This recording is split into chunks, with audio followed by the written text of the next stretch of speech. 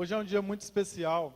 Eu gostaria que você pensasse quantas pessoas abençoaram a sua vida. Quantas pessoas foram usadas por Deus para que você hoje estivesse aqui. Quantas pessoas gastaram tempo em oração para que você hoje tivesse uma consciência cristã. E olha que o que a sociedade mais tem buscado é a consciência do ser humano. A ecologia, a natureza, ela espera pela nossa consciência. As pessoas na sociedade esperam pela nossa consciência. Toda a sociedade tem buscado isso, como conscientizar a pessoa. Quando a gente trabalha no trânsito é igual também, olha, conscientize-se. Agora tem uma conscientização que é muito mais importante, acredito eu. É onde você vai passar a vida eterna. E para isso, milhares e milhares de pessoas se dispuseram a estar se dedicando mais, para aprender mais, para poder ensinar você. E essas pessoas, nós as denominamos pastores. A primeira vez que pastor foi usado na Bíblia foi para Abel, um adorador, um pastor de ovelhas. E Deus tem separado homens que possam guiar o povo dele a respeito dessas questões espirituais. E hoje eu quero falar com você não sobre um pastor, mas eu quero falar com você sobre o pastor. O pastor a quem nós conhecemos. O pastor a quem nós veneramos, a quem nós adoramos. O Senhor Jesus Cristo. E eu peguei uma situação especial que eu achei muito interessante na vida de Jesus, que mostra as características latentes de um pastor na vida e no seu ministério. Abra por gentileza Mateus capítulo 9. Mateus capítulo 9.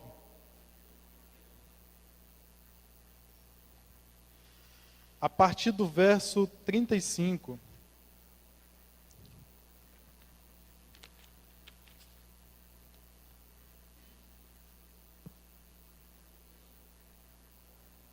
Mateus capítulo 9, a partir do verso 35. A Bíblia vai nos contar a respeito desse grandioso homem. Quando pensamos em Jesus, não pensamos simplesmente em um mero homem. Não pensamos simplesmente em uma figura humana, uma figura histórica. Mas pensamos no Deus de Israel. Naquele que fez uma divisão na história. Naquele que foi tão simples e ao mesmo tempo tão impactante, a ponto de dividir a história ao meio. Olha, existe antes dele e existe depois dele. Para você ver o tamanho da sua importância. Então, Jesus aí, ele estava andando com os seus discípulos.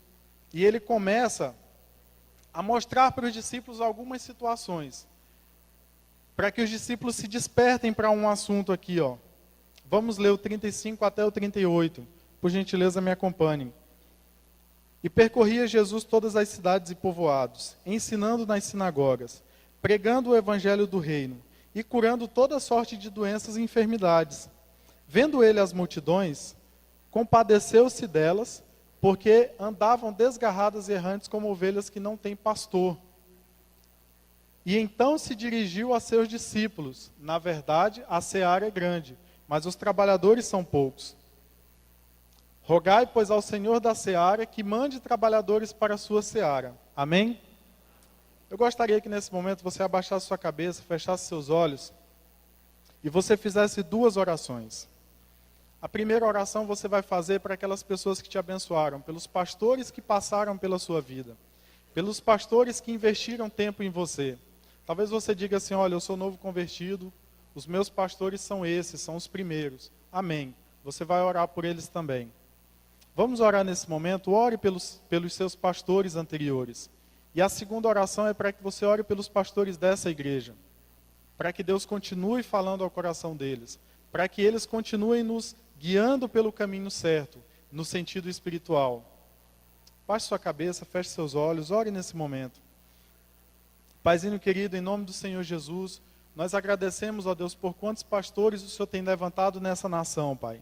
Nós agradecemos ao Senhor por quantas pessoas, ó Deus, o Senhor tem chamado ao ministério. Deus, nós agradecemos pelos missionários que estão no campo, pelos missionários que estão longe de suas casas, ó Deus. E nós agradecemos também pelos pastores que passaram pelas nossas vidas, que nos ensinaram a trilhar no caminho certo, que nos ensinaram, ó Deus, a amar a palavra do Senhor. Deus, e nesse momento nós queremos também orar pelos pastores da nossa igreja, Senhor.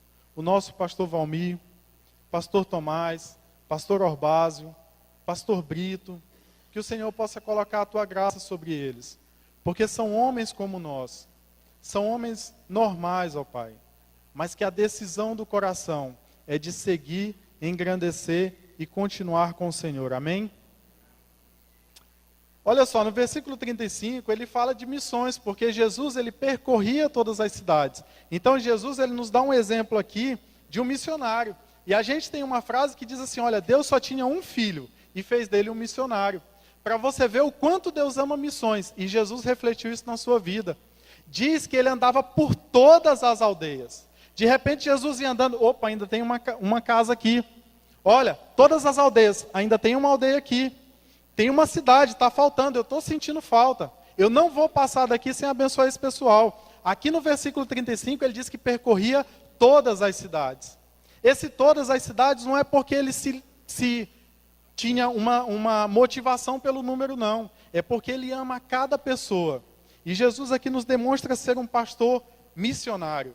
Jesus demonstra aqui o amor que ele tem por missões, porque ele não passava por uma cidade sem que ele parasse. Ele percorria todas as cidades. No versículo 36, ele diz assim, ensinando, fazendo discípulos. Veja que Jesus ensinou algo aqui do ministério pastoral que nós não podemos descartar, nós não podemos fechar os olhos para isso. Porque enquanto ele ensinava, ele estava dedicando tempo em transmitir a palavra de Deus. E olha o quanto é importante que nós ensinemos. Olha o quanto é importante que o pastor tenha essa missão, tenha essa visão de ensinar. Eu lembro que em uma das primeiras conversas com o nosso pastor Valmir, ele falou assim, olha, eu gosto muito de trabalhar com liderança. Eu gosto muito de trabalhar com pessoas que se despertem para o ministério. Olha que interessante. Uma característica latente nos nossos pastores é que eles têm essa visão de continuidade, visão de que outras pessoas vão se converter, que outras pessoas vão conhecer a Jesus e que essas outras pessoas também vão precisar de guias espirituais, de pessoas que os guiem pela palavra da verdade. E a gente fica se perguntando, Jesus deu um exemplo aqui, e a gente fica se perguntando como será a liderança do nosso futuro? Como será a liderança que vai vir dessa nova geração? Serão honestas ou corruptas? Estarão se sacrificando ou se enriquecendo? Serão humildes ou arrogantes? Como serão esses novos líderes, como Adolf Hitler, o ditador da Alemanha, ou como Martin Luther King, que lutou pelos seus direitos de liberdade? Serão como Al Capone, o gangster de Chicago? Ou será que serão como João Calvino, o teólogo de Genebra? Como serão os novos líderes? Serão como Nero, o opressor, ou como Paulo, o apóstolo? Jesus aqui ele estava tendo uma visão do futuro. E de repente ele fala assim, olha, vocês estão vendo, tem muita gente seguindo a gente, mas a seara ainda é muito maior. E ele nos passa uma visão que deveremos ter a respeito do ministério pastoral. Só que fala também que Jesus pregava o evangelho. Veja bem, Jesus como pastor, ele nunca deixou de apresentar o evangelho. Para ele é a mensagem mais importante que alguém pode receber. E aí você pensa assim, olha, eu quero prestar um concurso federal e passar aí ganhar um salário grande, ganhar uma montanha de dinheiro todo mês. Eu acho que se eu ganhasse alguns salários aqui, eu acho que eu tirava férias todo mês. Uma vez eu conheci uma moça que estava em dúvida, porque ela passou num concurso e ela ganhava 20 mil por mês. Eu falava, eu trabalho 2 meses e pego férias. Dá para eu gastar à vontade. Mas Deus deixou uma instituição na terra. Deus formou uma instituição. Deus mandou o seu filho para a instituição mais importante, a igreja dele. E a igreja eu não me refiro a templo, é claro. Eu me refiro a mim e a você. Que recebemos de bom grado Jesus Cristo nas nossas vidas, que amamos ao Senhor Jesus, que andamos com Ele diariamente. E aí ele diz, é a mensagem mais importante. Jesus Cristo nos ensina a ser pastores. Jesus Cristo nos ensina como devem ser os pastores. Jesus Cristo nos ensina como ele foi pastor. E alguns até reclamam de liderança. Puxa, olha, eu gostaria que meu líder de PG fosse assim. Eu gostaria que o meu líder tal fosse assim. Eu gostaria que o pastor fulano de tal fizesse isso. Mas não é isso que Deus está te perguntando. Deus não está perguntando como você quer um líder. Deus não está perguntando o que deve mudar nos líderes que ele levantou. Deus está perguntando para você, que tipo de líder você é. Nós estamos enfrentando uma crise de liderança. Pessoas que não têm muita afirmação daquilo que querem. O problema não é a pessoa chegar aos 60 anos de idade e resolver fazer uma faculdade. O problema é ele estar aos 30 e não saber o que vai fazer da vida. De repente você encontra um cara de 28 anos, e aí você fala, e aí? Estamos aí para tudo. O que você vai fazer da vida? Não sei. E aí depois ainda reclamam das mulheres, né? Não, mulher é interesseira. Não, é porque mulher não é burra. Você fala assim, não, elas não namoram comigo porque eu não tenho um carro. Não é porque você não tem carro, é porque você não tem destino. É ou não é? Ou as mulheres estão aí, fala Deus. Manda os homens trabalharem. Nós temos uma crise na liderança. A liderança de dentro da sua casa é do homem. O homem é o sacerdote da sua casa. Mas sabe o que ele faz? Alguém chega lá e ele fala assim, não, vê isso daí com a mulher que ela que manda na casa. Eu não sei disso daí não. Tem até aquele programa que uma vez o camarada chega lá e fala assim, eu queria falar com o dono da casa. Aí está o marido e a mulher brigando, volta amanhã que a gente está decidindo isso agora. Nós temos uma crise na liderança. Mas nós temos homens que se levantam no meio da crise e começam a mostrar uma diferença. Pessoas que falam assim, olha, eu fui chamado para liderar. Nós temos heróis nessa igreja, que são os nossos líderes de PG, os nossos líderes de ministério, têm abraçado o ministério, continuam nos seus empregos, continuam ganhando seu salário, mas ele fala assim, o meu tempo de folga é para o Senhor. Nós temos heróis nessas igrejas, sou eu e é você, porque temos dedicado tempo ao Senhor. E aí nós estamos entendendo qual é a mensagem mais importante. Qual foi a instituição mais importante que Deus deixou na face da terra? Agora, Deus nunca chama uma pessoa sem que ela passe pela pressão. É engraçado que uma vez perguntaram para um homem que era desarmador de bombas, e ele falou assim, você sente medo quando vai desarmar uma bomba? Ele falou, eu sinto, muito medo. E ele era muito experiente. E ele conta de um caso que tinha uma bomba num posto de gasolina. E ele tinha que desarmar aquela bomba. Obviamente que se ele não conseguisse, a bomba explodisse, não seria só a bomba que ia explodir. E ele fala assim, eu sinto muito medo. Mas o medo que eu sinto me faz ter respeito por aquilo que eu faço. E aí Deus chama um homem para ser líder. E sabe o que ele faz? Você quer ser líder? Ele chama igual Davi. Vai lá, unge Davi. De repente Davi começa a tocar harpa para o rei. Não sei o que passava na cabeça de Davi, mas de repente Davi estava lá tocando a harpa e pensando, daqui uns dias sou eu. Daqui uns dias eu vou ter um camarada tocando harpa para mim também. Daqui uns dias eu vou mandar em todo mundo. Não sei o que passava na cabeça dele. Se fosse na minha, talvez eu pensasse isso. Uma vez eu lembro que um pastor conversou com um rei da África. Eu vi aquela mensagem e depois que o rei foi embora, ele nos confidenciou uma coisa. Ele falou assim, o rei me perguntou, o que você quer? E ele disse que tremeu na base. E aí o rei perguntou novamente, o que você quer? O rei era muito rico. E foi muito bom ver um rei, como que ele reverencia Jesus Cristo. Porque eu vi que eu e você somos muito superficiais. Ele reverencia de verdade. E aí aquele pastor disse assim, olha rei, não brinca com essas coisas. E o rei falou mais uma vez, olha, você pode me pedir o que você quiser, que eu vou te dar. Você já está pensando o que você pediria, né? E aí ele falou, olha, eu não sei o que pedir. Agora, analise comigo. É interessante que para a pessoa chegar a um estágio desse, a Deus presenteá-lo de tal forma, aquele rei viu no coração do pastor algo tão interessante, tão dinâmico, tão voltado para Deus, que ele teve essa coragem de fazer essa proposta. Se fosse para mim ou para vocês, fala, eu tenho a resposta na ponta da língua.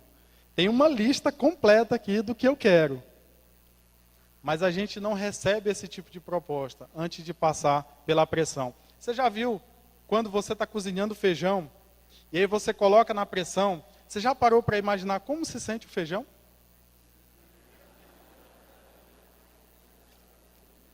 Já sei, você nunca parou para imaginar como se sente o feijão.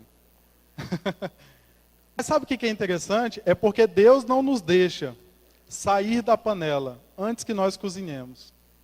Deus não deixa você ser líder antes da pressão. Eu falo que nós temos heróis aqui, talvez você fale assim, eu sou líder de PG, mas não me sinto herói, eu sou medroso, eu sou covarde, eu penso em desistir em toda reunião. Quando dá 8 horas e o pessoal não chega, eu já penso, olha, sábado que vem eu peço minha demissão, vou conversar com o Cleves, não dá mais. E aí você está cozinhando. Deus está colocando pressão em você. Deus está colocando você para cozinhar de verdade, para ficar bom para Ele usar. Vocês gostam de uma ilustração que diz assim, olha, se você pegar o limão, ele é muito azedo. Se você pegar o açúcar, não serve para ele comer puro, porque é muito doce. Se você pegar a água, é boa, mas precisa de um sabor. Agora mistura tudo, para você ver que gostosa limonada que dá. E é isso que Deus faz com o líder.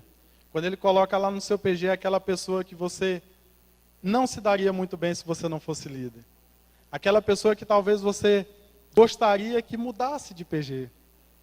Você fala assim, olha irmã, você não tem certeza que não quer outro PG? Tem um PG mais perto da sua casa? Tem um PG logo virando a esquina? Se você quiser, eu vou lhe buscar na sua casa e deixar no outro PG. Eu faço isso por você. E aí Deus está trabalhando com você. Ele está pegando um limão e colocando junto com você, que é açúcar. E Ele mistura num copo com água. E aí Ele consegue transformar você em um bom líder. Jesus Cristo, Ele demonstra para a gente, você deveria se perguntar, olha, será que Jesus precisava passar pelo deserto? Você já se perguntou isso? Jesus não era Deus? Jesus não era o Todo-Poderoso? Ele não tinha convicção da sua missão? Mas sabe quais são os momentos em que Deus vê quem você é? É nos momentos difíceis. É aquele momento em que você está pressionado. E Jesus chega naquele deserto. E o diabo está ali esperando ele. E diz que o Espírito Santo o levou ao deserto. Aí você fala assim, um pai amoroso não vai fazer isso comigo. Vai. Na Jocum a gente dizia assim, olha, Deus pega você, e aí Ele mistura, faz uma massa bem boa e fala, filho, eu te amo. E ele começa a bater, vou preparar você para você ir para o ministério. Assim Deus faz com os pastores. Assim Deus faz com você que é líder. Assim Deus faz com você que tem um sonho. Deixa eu te contar uma história. Você conhece Isaac Newton? Você já ouviu falar de Isaac Newton? Sabe qual foi uma das diferenças desse homem? Todo mundo via uma maçã cair do pé. Mas ele foi o único que perguntou por quê. E por causa disso, ele descobriu um negócio incrível. O líder, ele tem uma visão diferente, porque Jesus passa por ali e fala assim, olha, de repente os discípulos estavam discutindo quando seria a ceifa, quando seria a seara, quando iriam colher. De repente os discípulos passaram por ali e viram somente pessoas, e Jesus passa por ali, e o coração dele começa a bater, e ele começa a olhar para aquelas pessoas, e diz que no seu coração, ele olhava para aquelas pessoas como ovelhas desgarradas, que não tem pastor. Olha a diferença no coração de um homem apaixonado. Olha a diferença no coração de um líder, que está disposto a entregar a sua vida por aquilo que ele acredita. E aí você fica se perguntando, por que algumas pessoas veem uma coisa de um jeito e outras não veem? Porque são pessoas apaixonadas. Nós vemos nos olhos dos nossos pastores o brilho, com a conversão de pessoas, com o avanço da obra. Quando algo acontece de extraordinário na igreja, como é bom ver os nossos líderes hesitarem e exultarem por causa daquilo que está acontecendo. Como é bom ver isso. Os líderes têm uma visão diferente. Os líderes têm uma visão que muitas vezes você e eu não entendemos. Fala, mas por que desse jeito? Se fizesse do outro era tão melhor. Se fizesse daquele jeito que eu falei. E ainda tem uns que sentam lá assim e ficam olhando. Fala assim, Eu não vou me envolver com esse negócio de casa de julgamento, não. Eu acho que isso daí vai dar errado. E ele fica olhando. E aí, de repente, quando alguma coisa dá errado, ele fala, lembra que eu avisei? Lembra que eu falei? Mas quando dá certo, ele fala, puxa, por que eu não participei? Por causa da visão, por causa que muitas vezes a gente coloca um óculos na nossa frente, lê a Bíblia com aquilo que eu acho. Eu vou ler a Bíblia, mas ao invés de eu querer saber o que ela quer dizer para mim, eu já coloco um óculos de explicação daquilo que eu penso. E eu vou só procurar na Bíblia fundamentações para aquilo que eu já sei, para aquilo que eu já acho. E o líder faz diferente. Você sabe como é que um pastor começa a orar? Nós também passamos por isso. Sabe aquelas pessoas que oram com estilo? Porque tem pessoas estilosas. Tem ou não tem? Olha aí para o seu lado. Veja o quanto de gente que tem estiloso aí do seu lado. E sabe como é que a gente começa uma oração? Com todo estilo. Senhor Deus Todo-Poderoso, Criador dos céus e da terra. E ele está com um problema, ele está orando pelo problema. E aí de repente, Deus, tu sabes todas as coisas, porque tu criastes a terra, o céu, o mar e tudo que nele há. Essa é a oração estilosa. Tem um probleminha aí, Deus, que eu preciso resolver. Deus me ajuda. Essa é a oração inicial. Aí de repente o negócio começa a apertar, o prazo começa a reduzir e ele começa a ficar mais esperto. Deus, o senhor está lembrado, né? Eu te pedi ontem e hoje já tem menos um dia e não se resolveu. O senhor poderia ajudar-me? Ainda continua no estilo. E o prazo começa a diminuir, o negócio começa a pegar, o telefone tocar, o cheque voltar, a criança chorar e o negócio vai se... E aí ele começa, Deus, vou orar de joelho porque, Deus, o senhor lembra?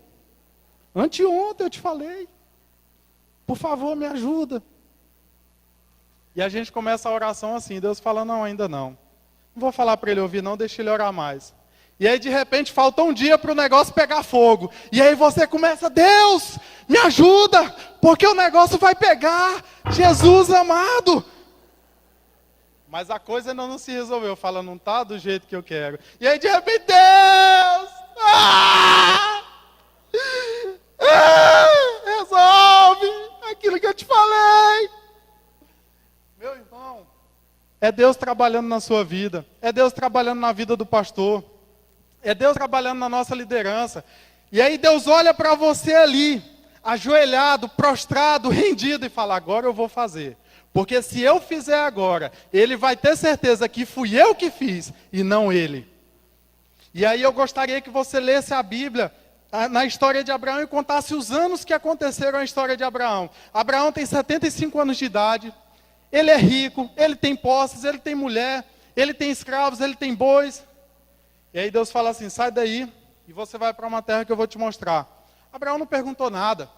Saiu, é Deus que está mandando, vou embora. 75 anos de idade, com 86, a promessa não havia se cumprido, muita coisa não havia mudado. E Abraão está lá e Sara fala, olha, pegue Agar aí, faça um filho. E ele vai ser o filho da promessa, 86 anos de idade.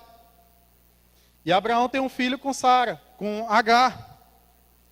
Preste atenção, Deus voltou a falar com ele 13 anos depois. Preste atenção na data da Bíblia, ele tinha 86. Quando ele chega aos 99 anos, Deus fala para ele, eu sou Deus Todo-Poderoso, anda na minha presença e ser perfeito. Sabe o que ele queria dizer? Eu não preciso da sua ajuda para cumprir aquilo que eu prometi na sua vida. Eu não preciso de você, eu quero te usar porque é a minha graça. Porque é o meu favor, porque é a minha misericórdia. E os líderes experimentam isso. Os líderes começam a entender isso. E muitas vezes você faz uma oração de meia hora e fala, Deus não respondeu.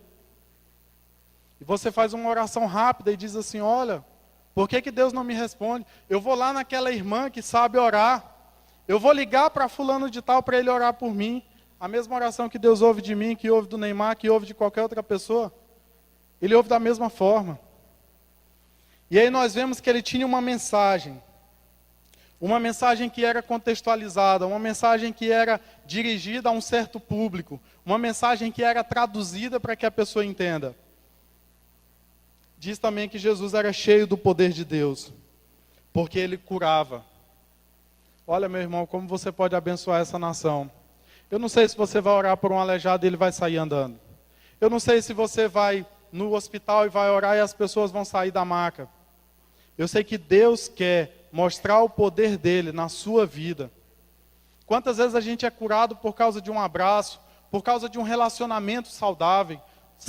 Quantas pessoas, eu lembro que quando, antes de aceitar a Cristo, de tomar uma decisão, me levaram a uma reunião de jovens e acabou a reunião e nós fomos para uma casa e fizeram pipoca, guaraná, e a gente ficou cantando hinos ali, brincando algumas brincadeiras inocentes, e eu fiquei, puxa, que diferença. Jesus não somente colocava a mão sobre as pessoas, mas as pessoas ao olhar para ele, já sentiam uma paz diferente. Jesus é o nosso pastor. Amém? Agora diz uma coisa incrível. Jesus não era um ser técnico. Ele não era alguém que fazia porque estava acostumado a fazer. Mas olha o que diz assim: e vendo as multidões, teve grande compaixão delas. Veja o coração de Jesus gostando de gente. Veja o coração de Jesus olhando para as pessoas e tendo compaixão daquelas pessoas. Veja o coração de Jesus evidenciado como um pastor que ama, como um pastor que se dedica. Jesus Cristo teve uma característica muito diferente dos líderes religiosos da época. Os líderes queriam simplesmente o status, a hierarquia, o nome ser citado nas praças e dizer, olha, fulano de tal, consagrado ao Senhor, homem bom. Eles queriam o elogio das pessoas. Jesus não. Jesus queria que as pessoas mudassem de vida.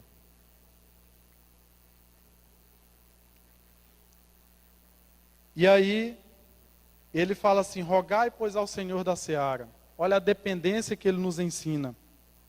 Uma característica notável em nossos pastores é que mostram marcas de serem seguidores de Cristo. Como é bom, eu não sei se você pode falar isso, mas eu posso falar como é bom ser pastoreado por esses homens de Deus. Como é bom ter um PG onde alguém liga para você. Como é bom ter um lugar onde eu posso ir toda semana e comungar com outras pessoas. Nós gostamos de viver em sociedade. Alguns anos atrás eram apenas 20% da população em área urbana. Hoje 80% da população vive em área urbana.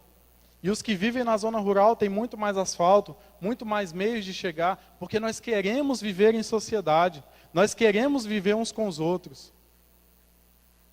Como é bom. Mas aí tem umas duas recomendações apenas para a igreja. Tem um texto muito interessante em Hebreus 13, 17. Por gentileza, coloca ali no telão Hebreus 13, 17.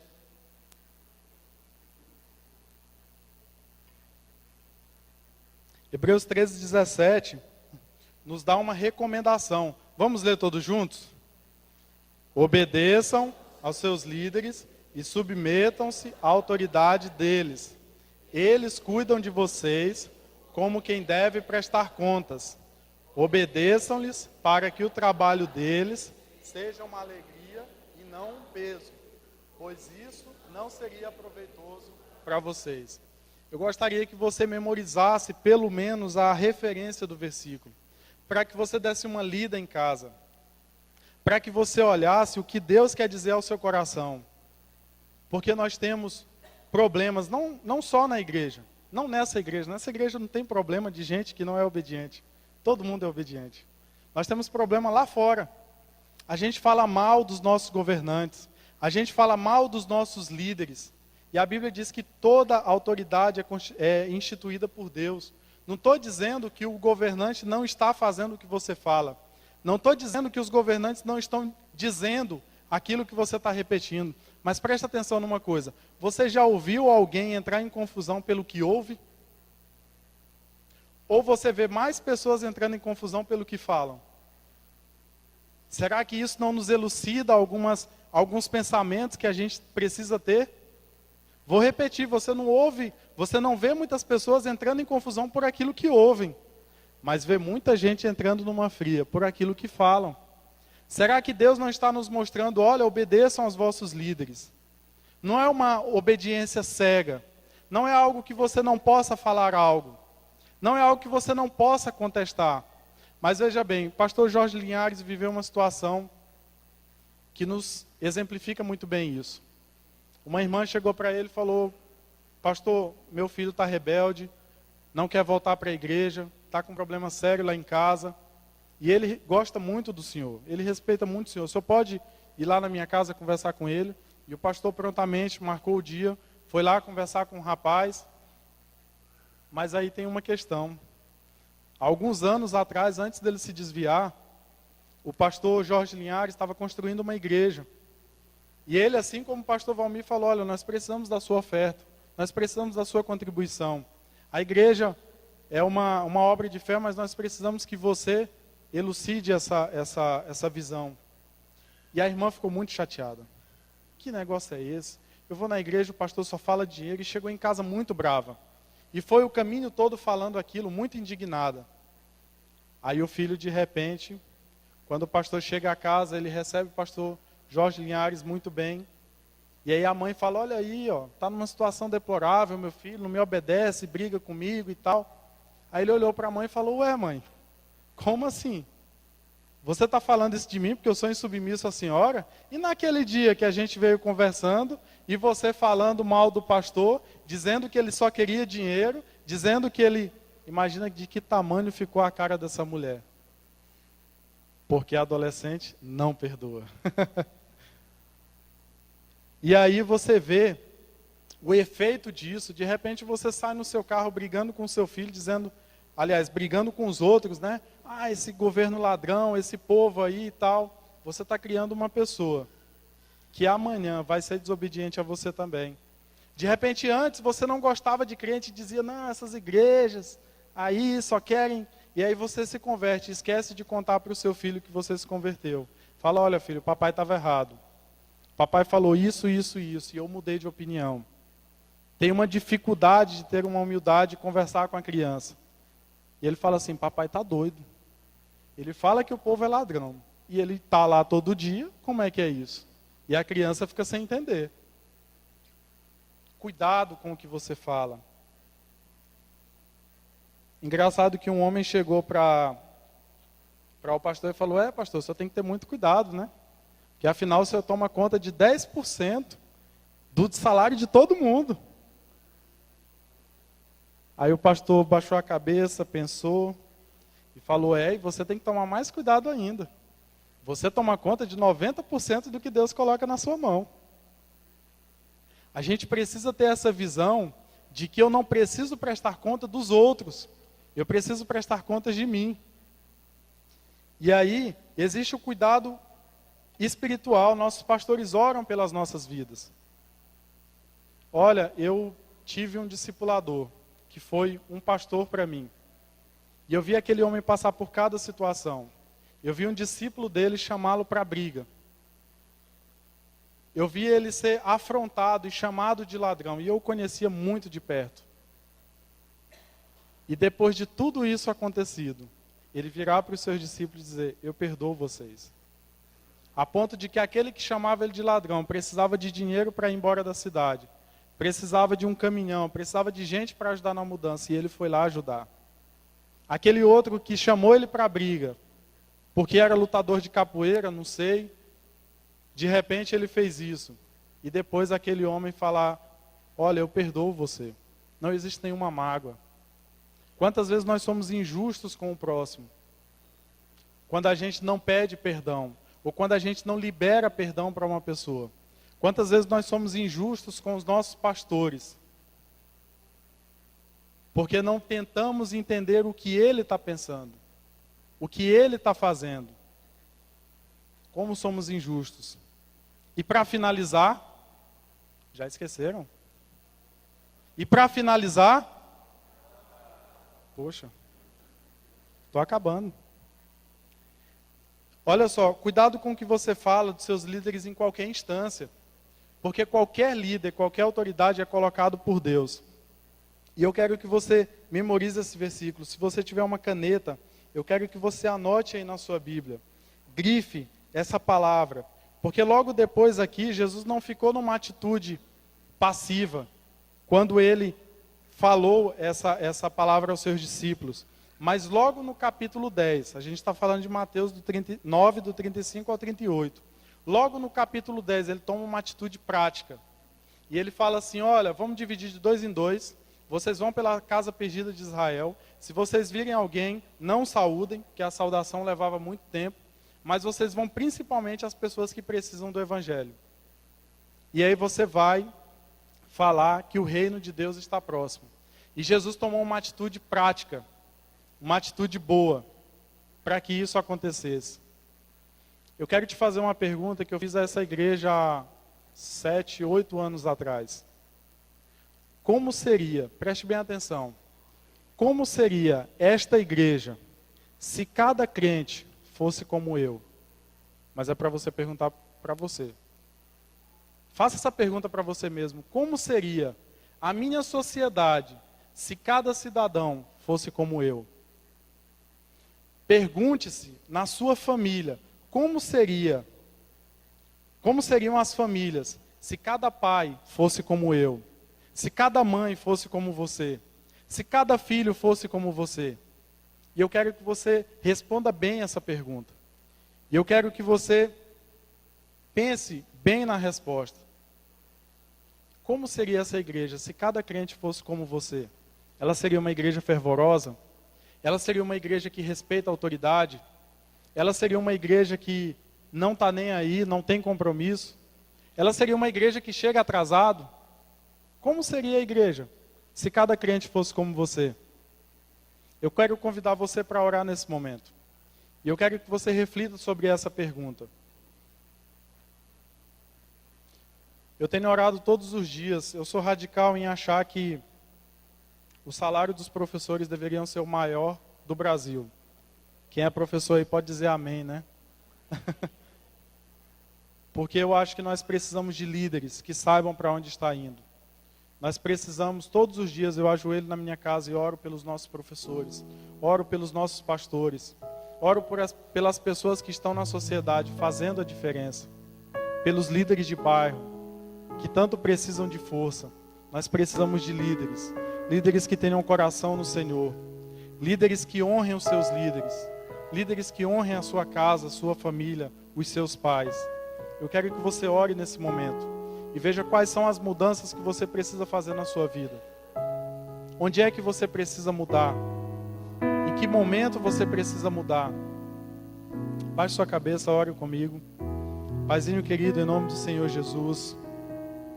Deus, nós não temos algo valioso para te apresentar aqui, ó Deus, algo material. Deus, nós não temos uma estratégia ou uma frase ou algo que o Senhor não tenha visto.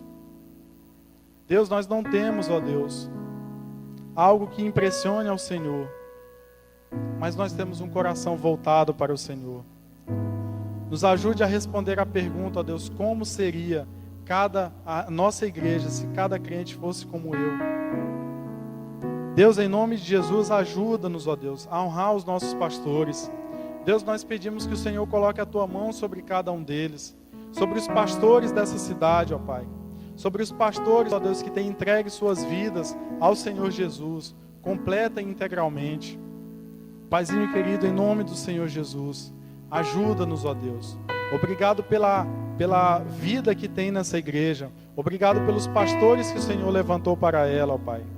Abençoe o pastor Brito, ó Deus, que não se encontra aqui essa noite, ó Deus, mas que o Senhor possa, ó Deus, colocar a tua mão sobre ele.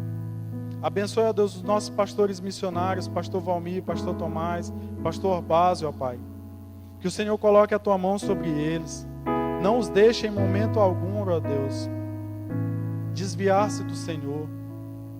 Mas continua, ó Deus, com a tua graça sobre cada um deles. Que cada um possa dizer, a tua graça me basta, Senhor.